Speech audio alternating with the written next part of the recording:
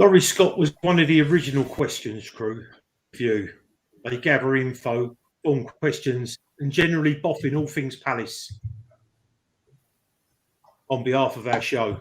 Sadly, last week, Laurie passed away. Here are some words written by Laurie himself and his son Gavin. Just when you got rid of me, here's one last message. This will probably make you laugh, but could you please post the following message on my Facebook page? Laurie Scott sadly passed away on the 26th of October 2021. A loving, caring husband, father, granddad, and friend. He wishes to thank all his family and friends for their love and support throughout his life. In accordance with his wishes, there will be no formal funeral. However, should you wish to make a donation to Darren Valley Hospital or Vasculitis UK, a condition he had for many years, it would be gratefully appreciated. He did say, at least you'll no longer have to put up with his corny jokes and political rants. As a family, we have set up the following page to fulfill Dad's wish and thank you for any donations you wish to give in his memory. We are also looking to plan an event as a celebration for his life. More details will follow in due course. Thank you so much for the donation from the Red and Blue family to my dad's cause. It was his last wish. He would be a very proud man to see those kind words. There will be a link that's up on the screen now that you guys can go and join in with the GoFundMe. It's a very sad time when we lose a friend, and Laurie partook a few times with the show, but mainly, like I said, behind the scenes with the guys, and was very proactive. We just wish to thank him and wish his family and friends, send our condolences and best wishes to them all. R.I.P. Laurie. Fly high, Eagle.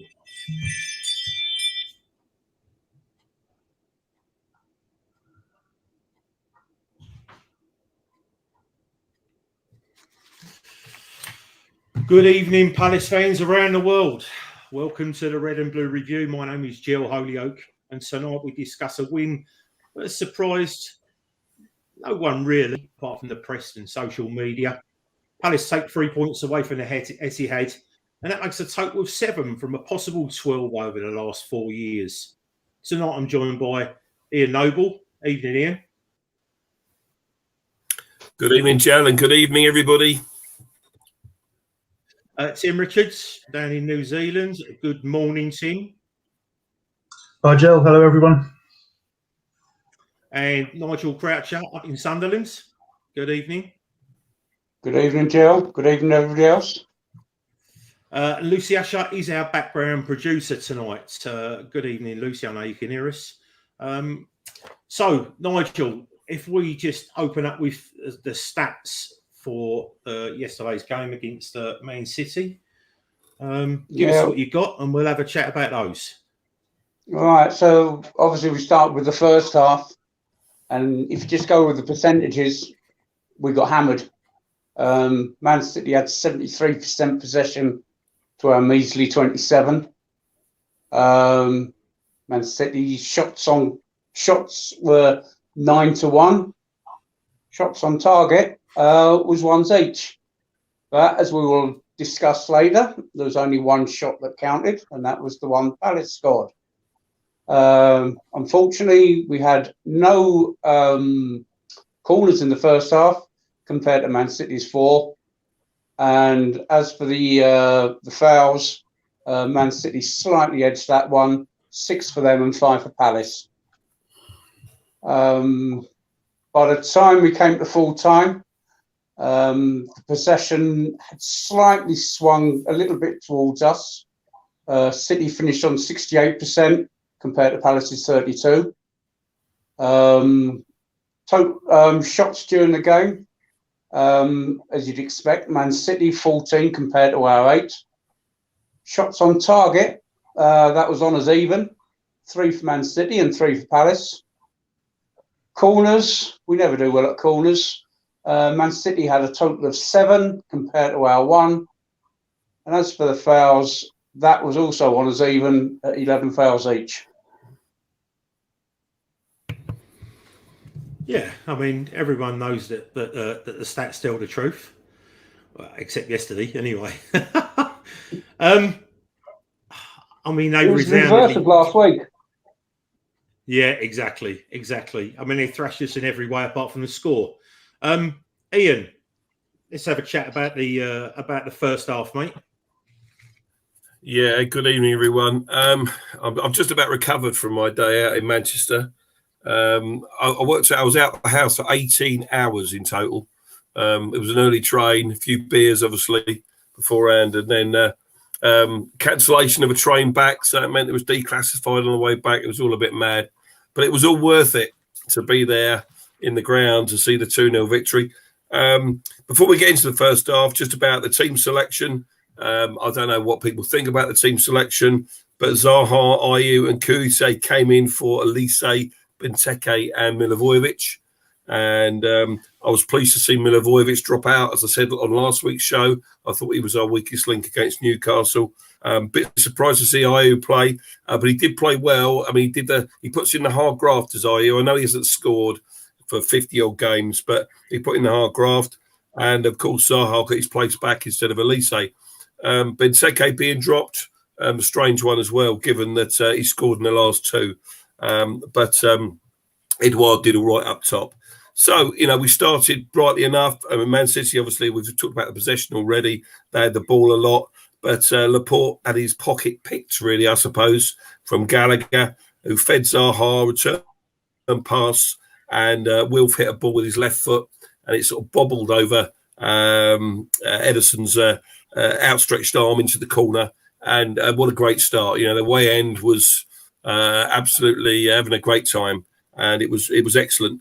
It was the first goal that Man City had conceded, apparently, at the Etihad this season in the Premier League, and only their fourth in total anywhere in the Premier League. So it was a great start by us. But, of course, City had a lot of the ball. They put us under pressure.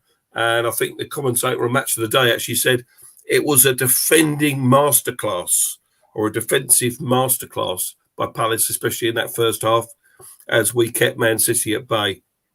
That one shot on target that Nigel alluded to was from Rodri, and he hit it straight down the middle, and Guaita made a comfortable enough save. And just as we're edging towards half-time, and we're thinking we're just going to go in 1-0, that'll do us, let's get to half-time. 45 plus 2, the ball gets knocked on by, I think it was Edouard, headed it on to Wilf, and he turns Laporte, and he's 35 yards from goal, but he turns him, and I suppose the best way of describing it is that Laporte wrestled Wilf to the ground, or rugby tackled him to the ground, and Mariner had no hesitation in pulling out his red card. He didn't have to think about it. He's straight for it. He saw it as a red card. He saw it as denying a clear goal-scoring opportunity. And, of course, the Man City players weren't happy. They were surrounding the ref.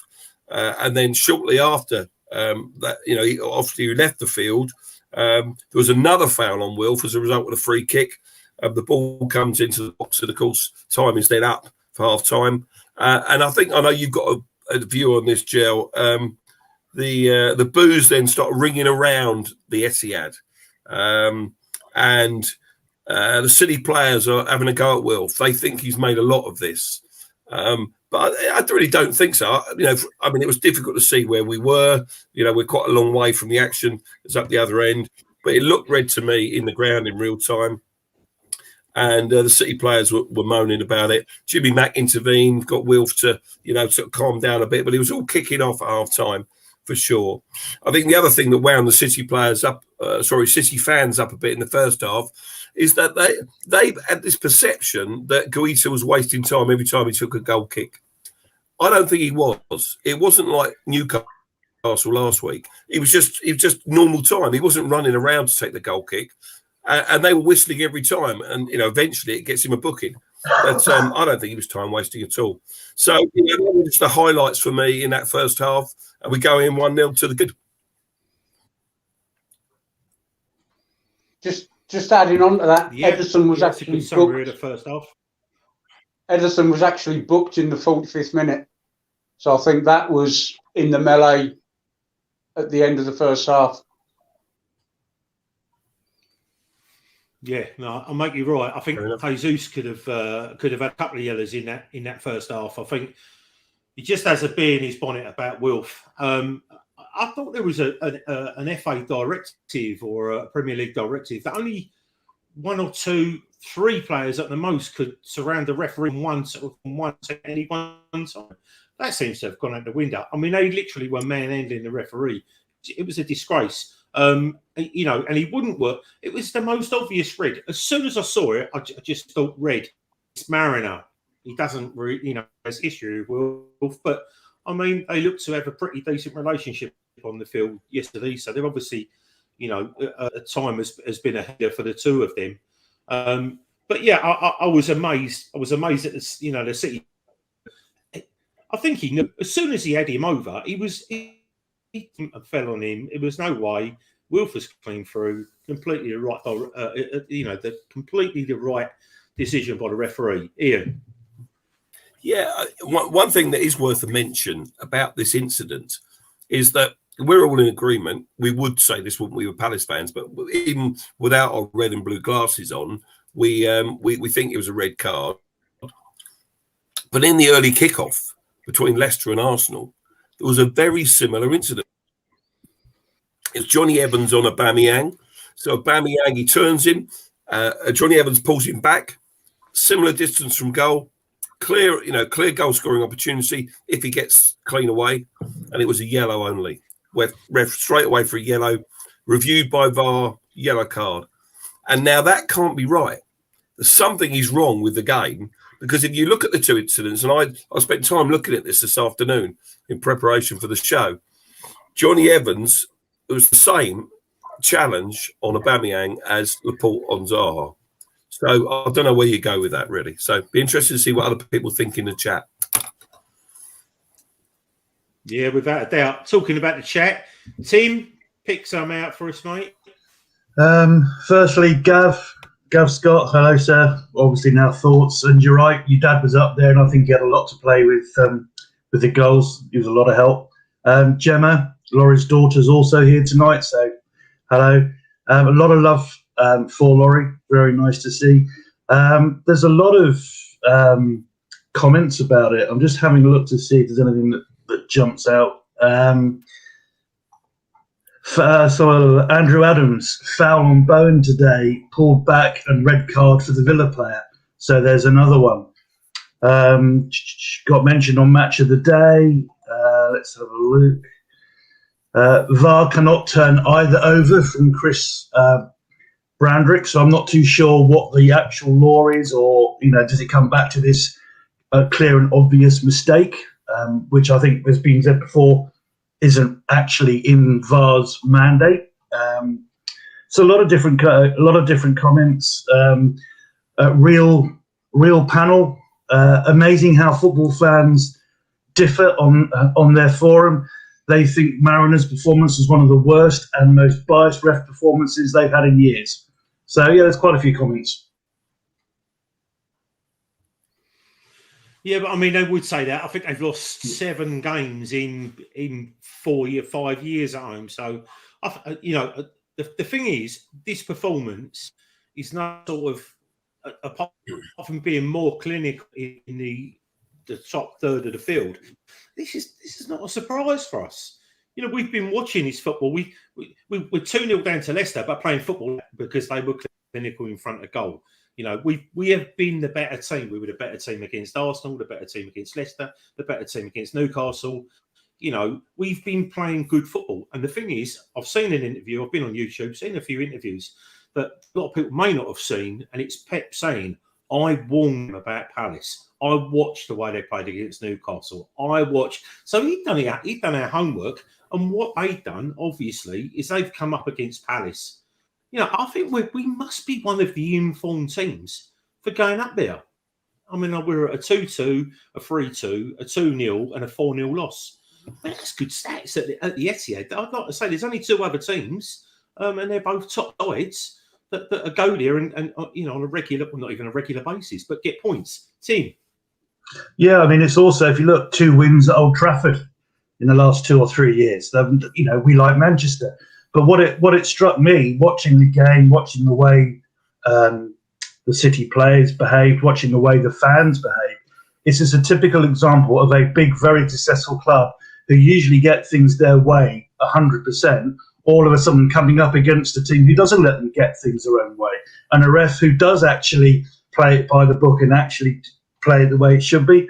And it's spoiled brats. They're not used to it. They're not used to having to work that hard for not getting things their way. So they got a punch in the nose and they didn't like it.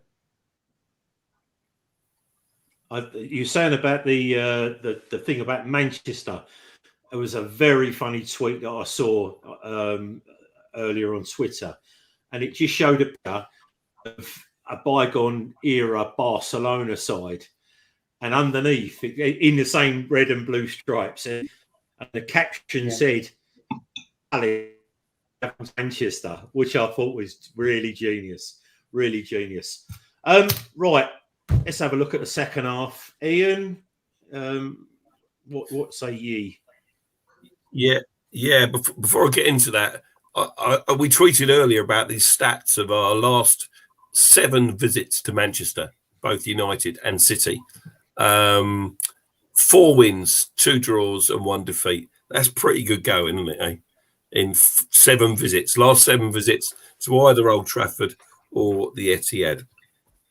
So second half, and I mean, even with 10 men, City come out at us again quickly out the blocks. So, you know, again, the defending has got to be spot on. And they did open us up a couple of times. Rodri had a very good chance and he hit it over the bar. And, you know, on other occasions, maybe it fell to the wrong player. But, you know, you expect that to hit the back of the net, that shot, for sure. And we got away with one. Interestingly, that match of the day didn't even show Wilf's disallowed goal. So Wilf had the ball in the net on 58 minutes. I think maybe because he was so far offside that everyone in the ground knew he was off. I didn't even bother celebrating it because you just knew he was off. And this thing about the loanee not putting their flag up, letting the play go on, he still had a lot to do, beat the keeper and beat him well, but the goal correctly ruled out. And then shortly after that, 2 minutes later, John Stones, who's on the pitch for De Bruyne, which is bizarre. De Bruyne joining the 59th minute club. If you play fantasy football, you know what I'm talking about. Stones, long ball forward to Foden, who does very well. He brings the ball down. He puts it across towards the far post, and you think it's drifting out, but Jesus gets on the end of it, and they think they've equalised. And I'm right by the City fans in the middle tier, and they're going ballistic and giving it large and all the rest of it. And I didn't, because you can't tell from the other end. And then suddenly you see that the screen comes up, says VAR under review, and it went on and it went on and it went on. And you just know from being at these games that the longer it goes on, the better chance you've got of it being ruled out. So we're going, this isn't going to stand, isn't it? This isn't going to count, because it just went on and on.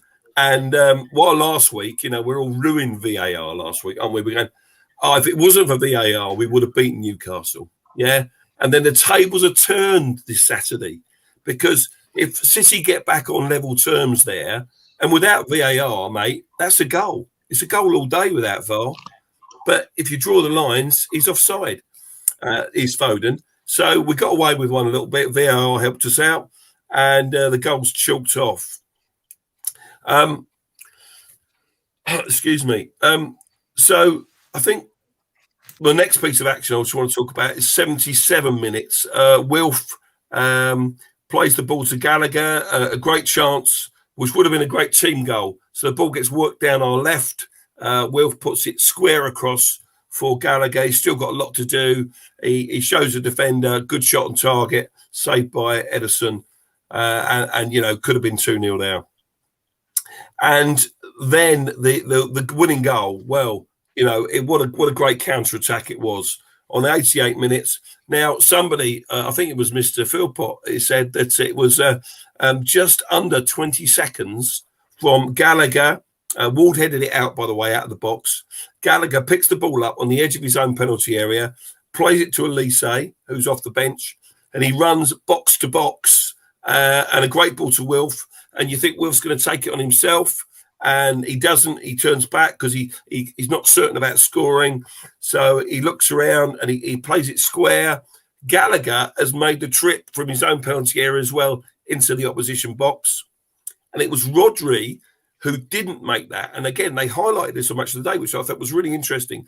That had Rodri had the same engine as Gallagher, then he could have stopped that goal. So Elise lays it on for him on a plate, hits the post and goes in. 2-0 game over. Absolutely brilliant. And bedlam in the away end. And let me tell you, absolutely brilliant. Absolutely brilliant. One of the best goal celebrations ever.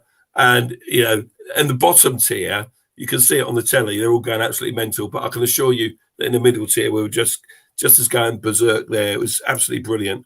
So, you know, the game was then over, a bit of stoppage time. But, you know, when you got that cushion, that second goal is so important.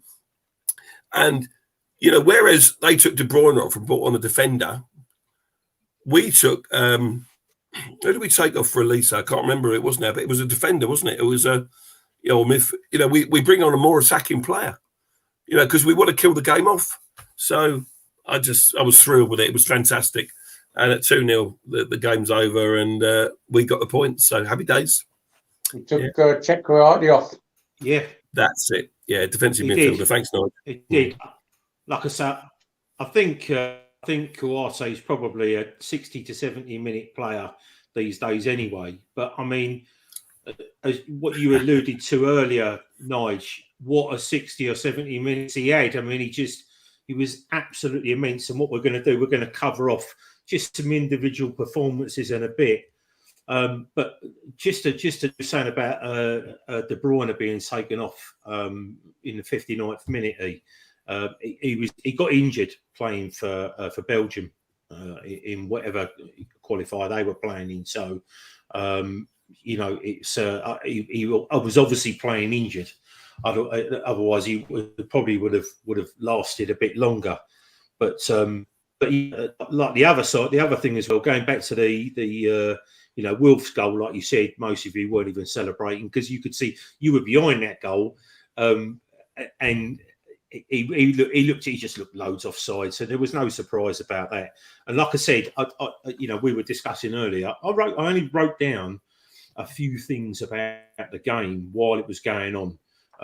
We need to mention as well, I don't know if my brain's going funny sometimes. You mentioned it was Wilf's 50th Premier League goal. Absolutely. So, yeah, that was an amazing stat for Wilf, which is great. But I wrote down 50th minute, Wilf offside goal. 59th minute, KDB off for Stones. 60th minute, City goal. Jesus, Guaita flats at that. It didn't come. I think he should have got that. But anyway, VAR, Foden offside. Do you remember when we played United? I think we were all over them and they ended up beating us 2-1 or 3-1 at home. And Wilf was, they called him offside. The only time I've seen VAR use 5 lines and said he was offside by about an inch. It was one of the most ridiculous VAR decisions ever. That was akin to yesterday. It was so almost, you know, had it been us, I would have been screaming and saying that's just too close to give that, because I don't think they can give that 100% with those lines that they use. But anyway, and then 64 minutes, which you've covered, except for Ayew when he shot out the stadium from 7 yards. I mean, he really should have scored. Yeah. And then to rub salt into the injury, as he turned round, they had his number up to sub him off. It was, and he sort of looked up and went, he sort of was gutted, he missed, and then he just went, he was sort of double gutted with his hand. You know, he walks off. He just hates being subbed anyway. But anyway, so he never looks happy, does he? Never looks happy. Tim, no, never. He's either looking unhappy or crying. Tim, what we got? Any more? Good to see you. What we got? Yeah, just catching up. Sorry about that. My laptop charger fell out. Wayne Hetherington, how are we going to squeeze Eze into all of this? Nice problem to have. Rob Rob Cranfield, very double 12 points from November games. Ryan Hinton, I think the squad is so healthy with PV knowing he can bring on impact players at any time.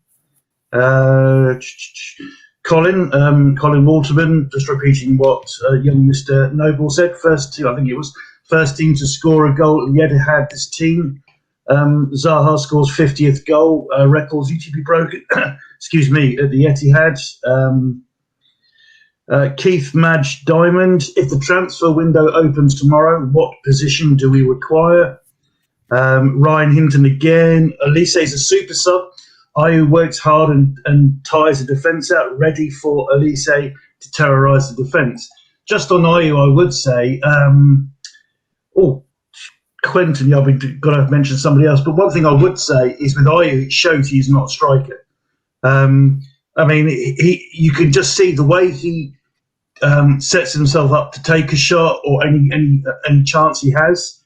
He just, whether it's confidence, he is just not a striker, and you could see that. But he did have a good game, I thought. And going back to the squad, I completely see why Benteke was on the bench and Ayew started with Eduardo, because Eduardo's chasing down, his harassing is a lot better. And PV knew that this game, that was something that was going to be needed.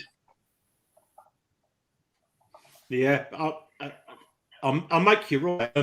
As much as I chastise, some of our players, I thought that he looked to have the team and tactics absolutely spot on. And rather than the negative substitution, which sort of has ultimately cost us in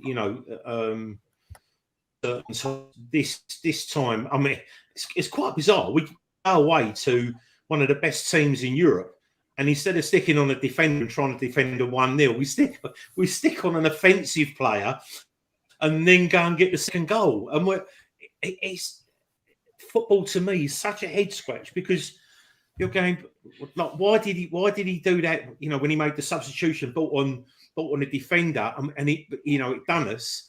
It's very strange how football sort of works out sometimes. But like I said, Michael Elise for me is going to be a regular part of this nucleus that we have got with these younger players. I just think that he is going to be a fantastic player.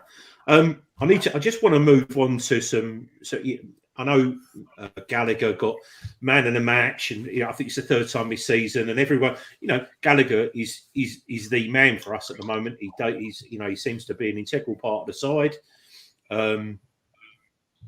But we know that he is a very good player, and but I think there's not really been alluded to, but Ward and Mitchell yesterday were outstanding 9s. If you're going to give them marks out of 10, because to have Bernard Silva and Grealish, I mean, everyone keeps saying about he had him in his pocket, but he really did. You're talking about two very, very good players, two international players that have terrorised. Grealish has got his deserved move after propping up Villa for so long. He's now in a team full of champions. He plays on the world stage, the European stage. He is a good player. And Joel Ward had one of the games of his career yesterday, I thought. For me, I couldn't split. And then down the right-hand side, fullbacks always push on. I'll come to you in a second. And generally, when you stick De Bruyne out on the left-hand side, it's not because he's struggling. Well, he probably was struggling. But, Mitchell's just, he's a kid. And he's up against literally one of the best players in the world. And he is not giving him an opportunity. He's harrying, harassing him. And honestly, for me, I don't like splitting man and a match like someone did the other day on Sky. I gave it to two players, but for me, they were absolutely, utterly immense. Ian? Yeah, I couldn't agree more with you, Jell, about Joel Ward. He's been a revelation this season. You know, I did wonder whether he would step up to the mark under Vieira, but he's done exactly that. Bruno correctly points out in the chat it was his birthday this week, and the guy has been brilliant for us. He's been brilliant for us it's his 10th season, but yesterday I think he was one of his best games I've seen him play. And just get hold of this, guys. Think about this.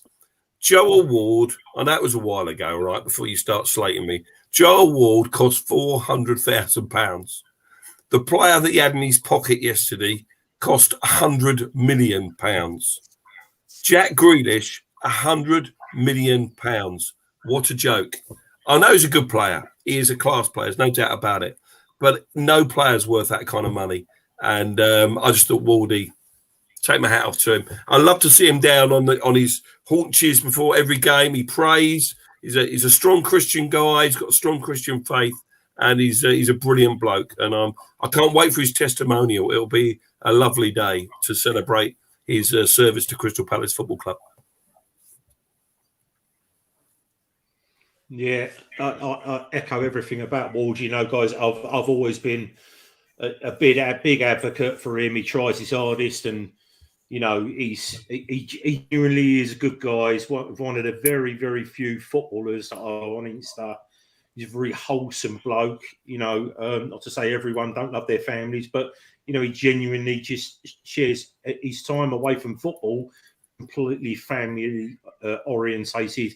And if any ever seen the interview that he did when he went out with Tubes, I'm not sure whether they were playing golf. It might have been wherever it was. It's a very, very good interview. Just trying to see what we've got in the chat. Keep an eye on the chat for a second. But yeah, going back, just again, you know, for me, the four players who I thought were literally outstanding. I mean, Maka had a great game. Did you smiling yesterday? That for me seems that Wilf is enjoying his football a little bit, because all you see him is snarling at his teammates, snarling at the opposition, just generally, you know, getting caught up in with referees and people trying to kick him, and he enjoyed himself yesterday. And you know, it was really, really good to see. So you know, I mean, while we're talking about Wilf, it's going to be remiss of me to not say anything about the social media racist abuse that he received. I mean, he's the only person that doesn't take a knee, because one of the players that come out, and you know, he comes out regularly and he says, when you think you've made a change, or when you think things are changing, come and talk to me. And you know, with this knee thing has been going on. It's social media grabs hold of it. Everyone grabs hold of it. Do this, that, and the other. And then what happens is Will's posting on his Insta. You know, he's posting pictures of people. Just, yeah. I mean, it's just. I was going to say shocking, but it isn't shocking anymore. That's the really sad part. And you know, hopefully, what he highlighted, who he's highlighted, we can try and eradicate that just awful behaviour. Anyone else got anything to say on that matter? Yeah, it's sad, but it's unfortunately the world we live in. I think Wilf handles it really well.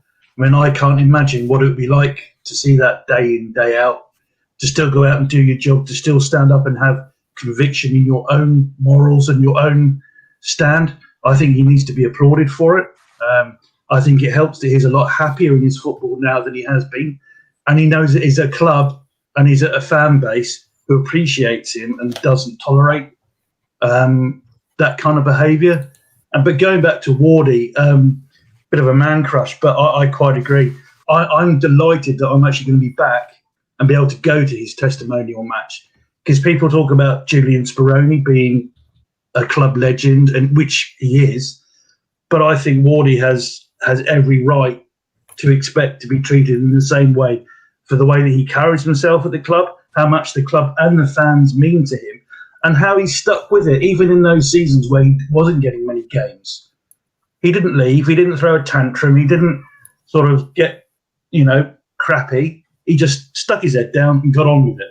And just before I go, I just want to say hello to Quentin Soldham, living in Inverness with his Palace mad son, Callum.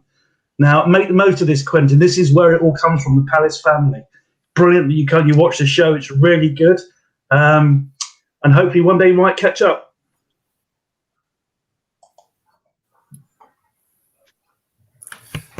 Jill, can I come in? Yeah, go on, mate.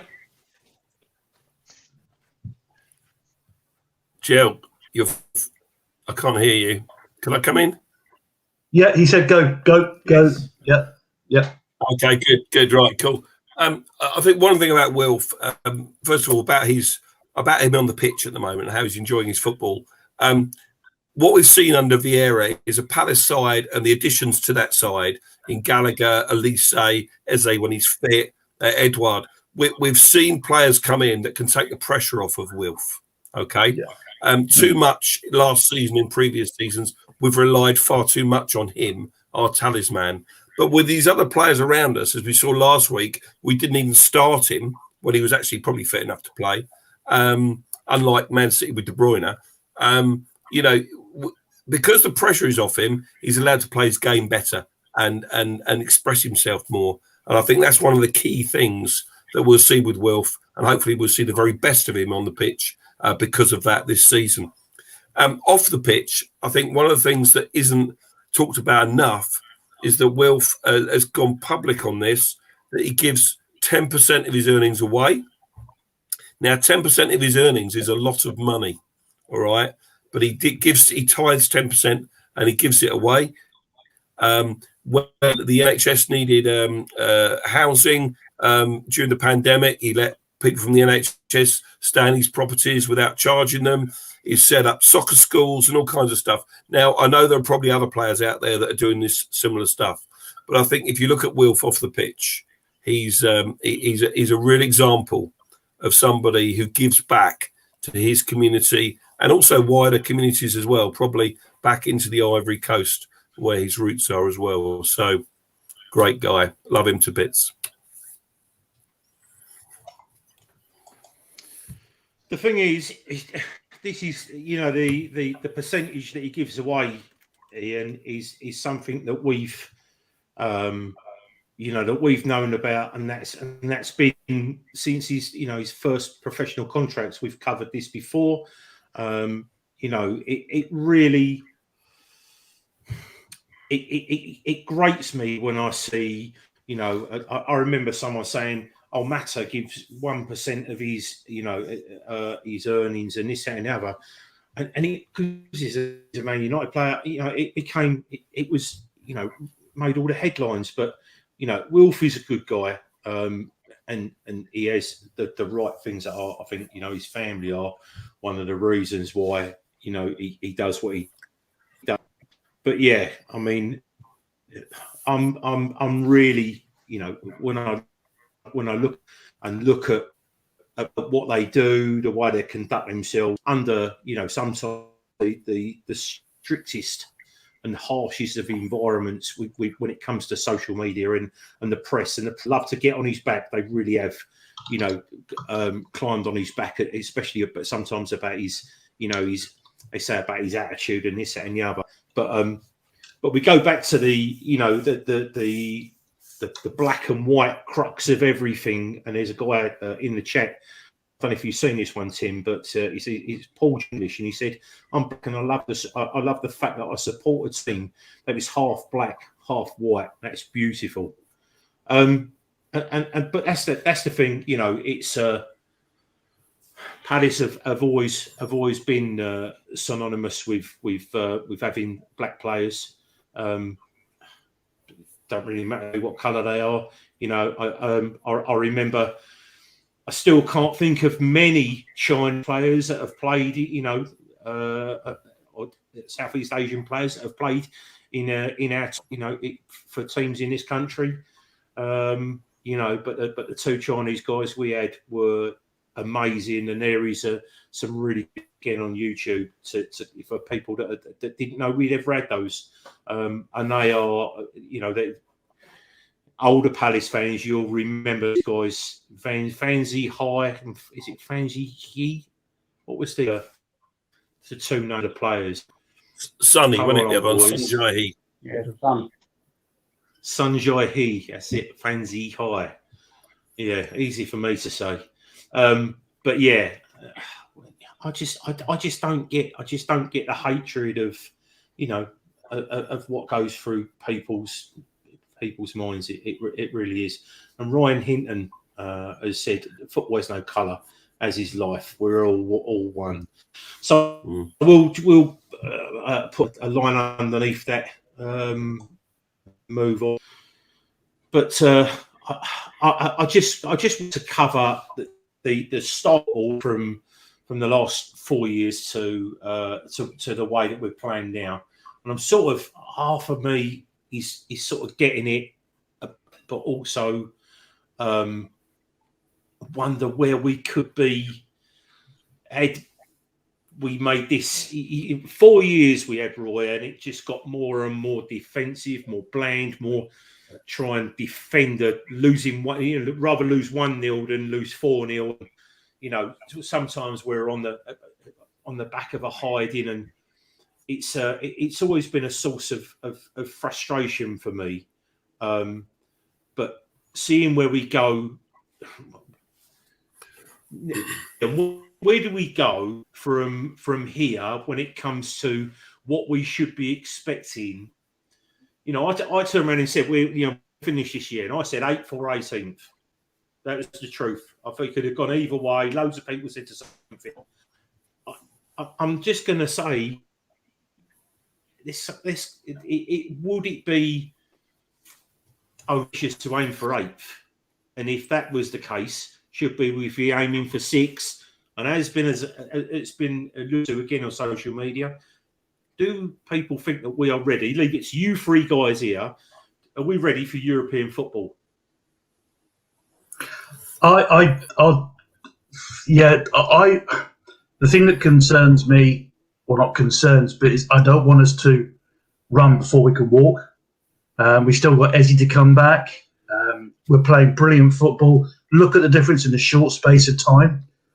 But I want to see us come Christmas, just after Christmas, see how we're doing then, seeing what the performance is. Because for me, as much as the results, the performance is what's important, seeing the way we're playing. And I want to see us maintain that. Because I think if we seriously want to look at a European place, top half, it's the consistency. It's the getting these results week in, week out, the performances being the same, PV being allowed to develop the team further. It needs more investment. With the best one in the world, I was never Roy's biggest fan. But look at the investment that PV's had over the investment in players that Roy had and what he had to play with. I still think he could have done better with what he had, but we have to take that into account. But the way we're playing, I don't see us not getting a chance, but it needs to be tempered. It needs to be long-term, not just a short-term burst and then slip back into the old ways. Ian. I think it puts a lot of pressure on the squad to play in Europe. And I think West Ham, Luke Cooper said, West Ham are a perfect example on how to balance Europe and Premier League football. Leicester are struggling a bit more with it, to be honest with you. Excuse me. But I think we're heading in the right direction. I said in the ground yesterday, I think we're a top 10 side. So, you know, it's not far away from your 8th, is it, Gel, you know? But I think if we finish top 10 this year, I'll be delighted. Especially when you think we were one of the favourites for relegation before the season started. Yeah, 442 magazine I read 442 every month, and they had us down to finish 20th. Thanks, lads.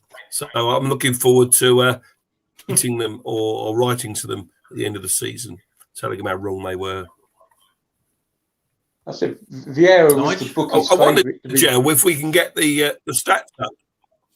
from that I sent to Lucy pre-show about last season compared to this season, which I nicked off Match of the Day. Yeah, brilliant. Thanks, Luce. So these are interesting. So this is a screenshot of Match of the Day last night, and they talked about this, but I thought it was really worth just highlighting.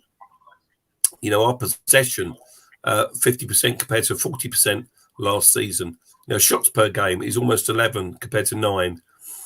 Passes are up. Everything, every single measure is an improvement. So just fantastic. And yes, it's down to the playing staff, but it's mainly down to Patrick Vieira and everything that he's brought to it as manager of Crystal Palace. But yeah, Roy, you know, I'm not going to diss Roy. I think Roy did his job.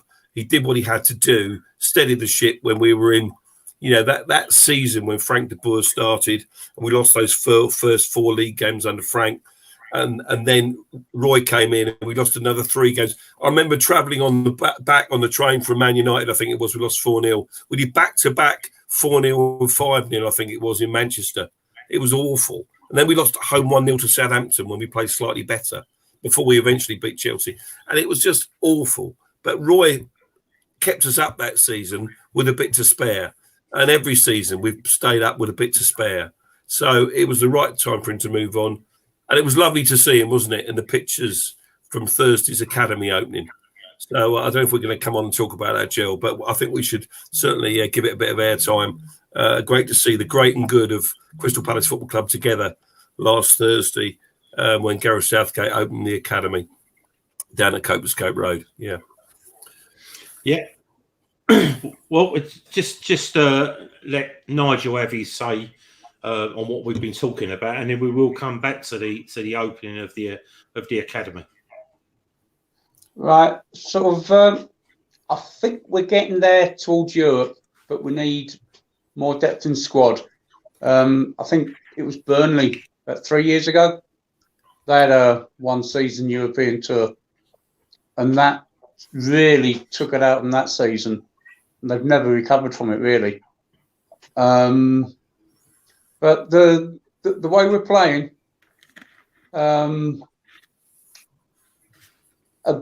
European place from a league placement, I don't think so. But FA Cup, I think we could definitely get in the. Might get something out of that this year. That's where I'm putting my money. Yay. Okay. So it just the academy, because I know that Nick Philpott can't get away from the show. Are we going to talk about that? Anything else, Tim, in the chat before we go on to the academy? Matty Cannon, we're certainly going in the right direction, Paul. I would love to see us in Europe, but would prefer to see us win the league or FA Cup or even the Prem first. Andrew Adams mentions the Generation Cup, and I think that's great.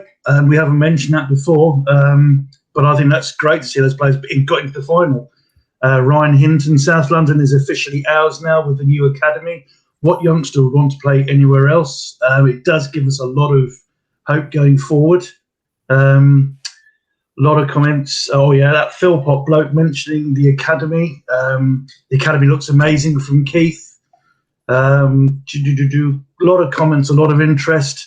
Daniel Garlick, every game is a guaranteed point with a view of getting all 3 points now. With a different approach from PV. But Andrew Adams makes a good point. Roy kept us up on a budget and allowed us to kick on, and that's very true. You've got to have a firm foundation, and Roy did that for us. So it's all progressing.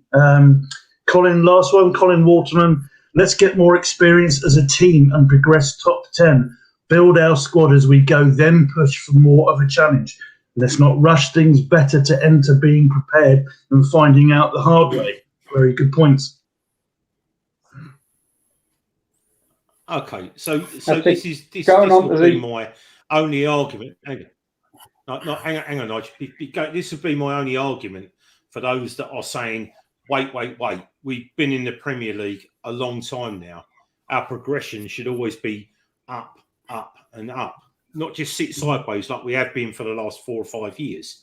My only reason for saying that is that let's just say that we go, well, we've got a 3-year plan now from now to be playing in Europe. I can almost guarantee you now that if the progression of some of our players is as I expect, Eze will be playing for a top 4 side. Wilf in 3 years probably won't be playing for us in 3 years' time. He'd be nearly 52. You're looking at some of. No, I'm telling you, you're looking at some of that. What do you think he's going to be a speedster down the wing too? Jesus, he probably won't be able to walk by the time he's 32. The amount he gets kicked. My personal point of view is anytime we ever get a decent player. I mean, look at Gallagher. Gallagher, unbelievable. Yeah. I think he played for Norwich in the first year in the Premier League. Then he went to West Brom. He was their best player at Norwich. He was the best player at West Brom. He's probably, stat-wise, if he carries on this way, he'll be our best player. But he won't be our player. The only way we can get Gallagher is buy him. It's going to cost us 50, 60, 70. We'll have to give him 200 grand a week. It's not what our club's about. We are talking about selling players for 50 million. As soon as we got Aaron come along, bosh, money, gone. Anytime someone comes sniffing near Eze, 50 million, bosh, gone. We need to pay for a stand that's going to be costing 180 million. We need to prop up the academy every year. That's going to be between 5 and 10. Don't ask me how much that's cost. Maybe between 10 and 20 million to get where it is. We will always be a selling club. We always have been a selling club, and we always will be a selling club. Anytime one of our players becomes good for us, or, go on, Ed. Okay, listen, mate. I'm going to take issue with you here. I know we've been a selling club. Why do we have to carry on being a selling club? We don't have to carry on doing this. The Premier League gives us that money. We've got investors now. John Textor, I think this guy is a breath of fresh air. I'd love to get him on the show. He's put his money where his mouth is. He doesn't just stay quiet in the background. He comes on social and talks about it as well. I don't see why, just because they're playing well, the likes of Eze and Elise need to move on. Somebody put in the chat earlier, I didn't see who it was. Do we think that Wilf will now end his playing career at Crystal Palace? I think he probably will. I think, especially if he's enjoying his football. And, we've talked about that already. So, I don't see why we need to be a selling club. And the more success we have, the better opportunity we have of hanging on to these players. So someone else has said in the chat that Gallagher will stay if we get European football. Maybe he will. I think if Gallagher enjoys his time at Crystal Palace over the course of a season, and let's say Chelsea win the Premier League because they're looking pretty good for it at the moment, and they do really well in Europe, they might say to him, well, look, you're not guaranteed first-team football at Chelsea, but Crystal Palace want you for 50 million, and it will be around that kind of figure. We're prepared to sell you now. So if that's the case, happy days. But it's no good speculating about this. We might as well enjoy Conor Gallagher while we've got him. And apart from the one game when we played Chelsea at home, he'll be in the starting 11, and he'll play 70, 80 minutes, maybe 90 minutes most weeks. So let's just enjoy it. And as Nigel said, it'd be great to have a cup run. And unlike 2016, let's hope our league form doesn't fall off a cliff just because we're having a cup run. So yeah, Gel, you need to be more positive, my friend. I'd like to be, but it's just too obvious.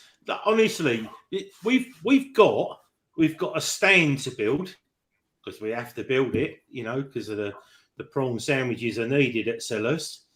We've got the Arthur that needs renovating because it is an absolute pile of crap. The Holmesdale needs renovating because of everything that's been going on. The way that was built. Does Chel need to be more positive? God, can I get that righty, Mark? I'm just being a realist. That's the thing. I would love for us to turn around. Look, this is the thing, right? Gallagher, if he was with us next season, I would say that all we would be missing, literally all we would be missing, is another centre back in case one of those two guys, in case Guay or Anderson gets injured, which we've got, but only in aged, and an out-and-out centre forward, an out for me. All right, that's all we're missing from having the most unbelievable squad. But you take the energy of Gallagher out of that midfield, and you're leaving it to Maka because you're not going to get it out. That's all I'm saying. How much have we got to pay for Gallagher? It's going to be 50 million. The guy's just he just is amazing. But I would love to see us buy Gallagher. I would love to see us buying more expensive players. But the thing is, like I said, I'm a realist, and any time that we can spend between 5 and 15 million and then sell them for 52 years later is always going to be business. It's always going to be good business. I'm pretty sure with Mr. Textor's investment that we're running it year in, year out. I would love it if someone turned around and said we're going to, I'd be a big investor come in and treat us like Leicester and Bournemouth. Bournemouth have got a billionaire owner as well. I'd love to see us get real big investment to give these players, give them up. But for me, 2-year cycle. But anyway, Nige, you had your hand up. Sorry, mate. A bit ranty there. Well, yeah, you were on one of your field foot rants. I forget what I put my hand up for now. So, no, go on. Well, I say it's about 5 minutes ago. Nige. I'll just come in there. I feel a bit like I feel like a bit like Gel on one shoulder and Ian on the other shoulder, like the devil and the angel, kind of. Both are making good points. I can see both.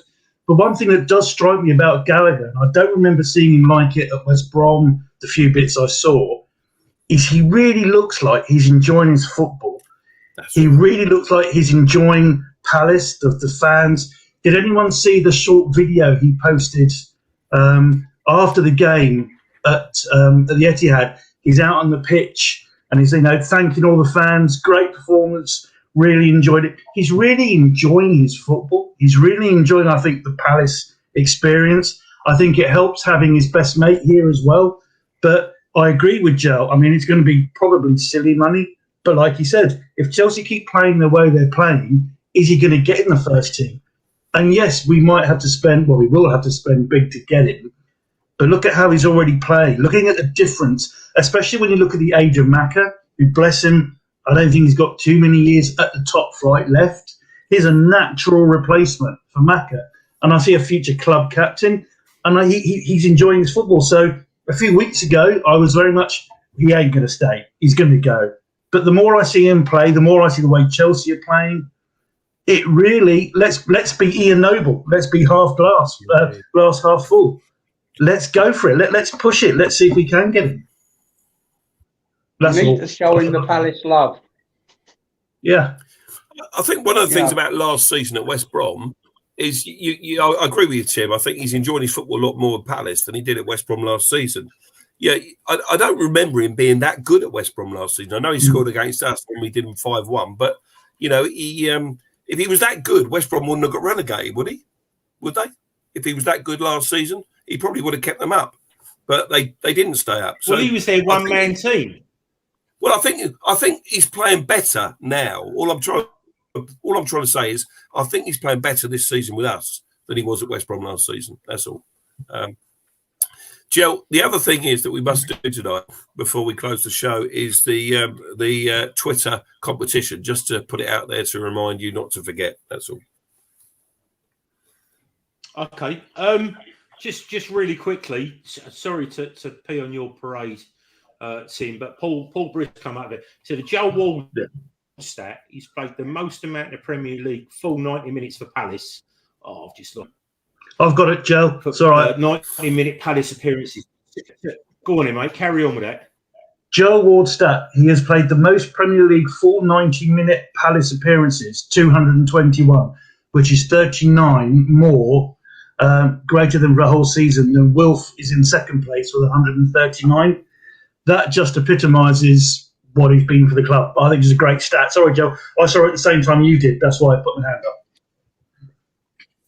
Yeah, no, that's all right. I mean, like I said, when we got him from Portsmouth, and I think he played in 4 or 5 positions. I think the only positions that Joel Ward hadn't played for Pompey was up front and the goalkeeper. He played everywhere across the back, right through the midfield. For me, like I said, I've never lost faith in him. He just is. He's a good guy. He's like Macca. You know, if you're gonna write down players from the last 6 or 7 years that you can literally wish, Rob, I really wish, I'd love that money, that you would put on a first, you know, on a team sheet, you'd put Speroni, Macca and Ward for me.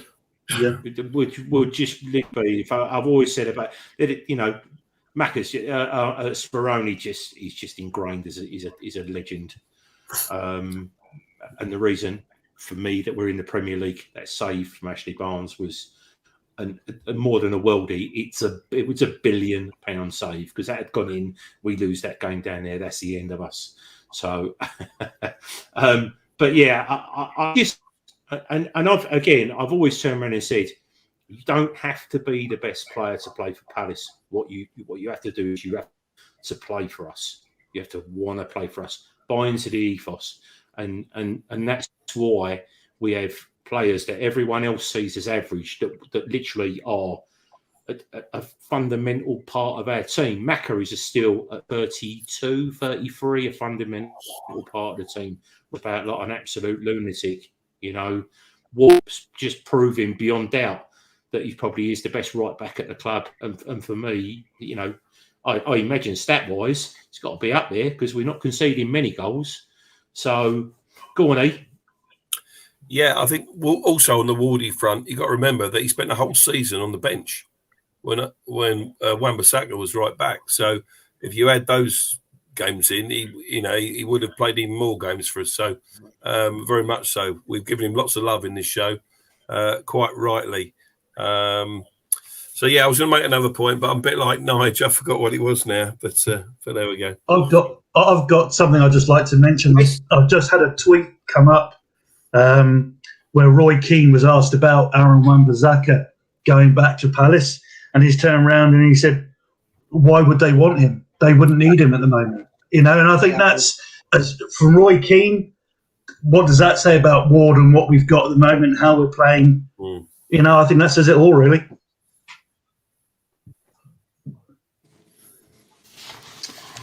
Well, he's not wrong, really, is he? No. Ian, just before